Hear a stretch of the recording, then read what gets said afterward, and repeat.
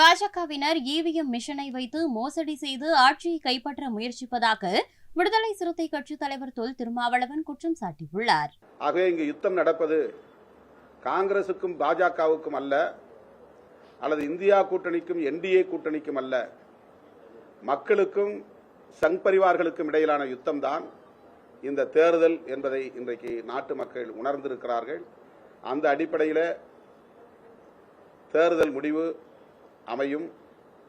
ஆனால் இவர்கள் இவிஎம்ஐ வைத்து தில்லுமுள்ளு செய்து ஆட்சியை கைப்பற்றுவதற்கு முயற்சிக்கிறார்கள் என்பதும் இன்றைக்கு மக்களால் உணரப்படுகிறது. அதற்கு ஒரே தீர்வு 100 விழுக்காடு மக்கள் வாக்களிக்க வேண்டும். வாக்குப்பதிவு 100 விழுக்காடாக அமைய வேண்டும். 60 விழுக்காடு 70 விழுக்காடு என்கிற அளவில் வாக்குப்பதிவு இருந்தால் அவர்களின் சதியை முறியடிக்க முடியாது. ஆகவே 100 விழுக்காடு மக்கள் வாக்குப்பதிவில் பங்கேற்க வேண்டும். குறிப்பாக தமிழ்நாட்டு மக்களுக்கு நான் விடுக்கிற வேண்டுகோள்,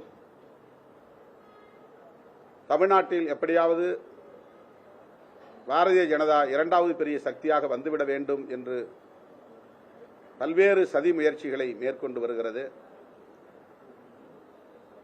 தமிழ்நாட்டில் காலூன்றி இங்கும் வட இந்திய மாநிலங்களில் இருப்பதை போன்ற வெறுப்பு அரசியலை விதைத்து மக்களை பிளவுபடுத்துவதற்கு பெரும் முயற்சிகளை மேற்கொண்டு வருகிறார்கள். செய்திகளை உள்ளது உள்ளபடி தெரிந்து கொள்ள ரெஃப்ளெக்ட் நியூஸை சப்ஸ்கிரைப் பண்ணுங்க.